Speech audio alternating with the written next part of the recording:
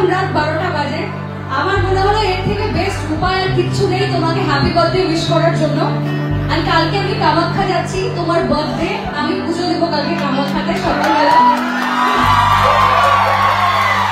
আচ্ছা, আমি তো যাবো, সকলকে একটু এই সেন্টারে দেখে দাও। আজকে হেকড়া আঞ্চলিকরা নরচুমে সবাই দাদার জন্য একটু হাই করতে সবাই মিলে।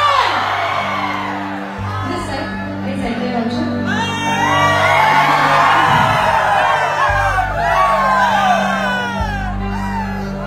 আচ্ছা, এবার ক্যামেরাটা একটু আমার দিকে ঘোরাও। হ্যালো, সেই ভোকালটা দিন একটু। এই গানটা যারা যারা জানো তারা সকলে আমার সাথে একটু দুটো লাইন গাইবে দাদার জন্য।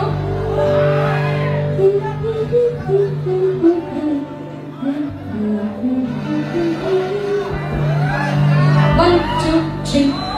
बार बार दिल के आए, बार बार दिल के गाए, बार बार दिल के आए, बार बार दिल के गाए, तुझे हजारों साल ये मेरी है आरज़ू। Happy birthday to you, happy birthday to you, happy birthday Zubinda, happy birthday to you. সবাই মিলে happy birthday হয়ে যাক দাদার জন্য।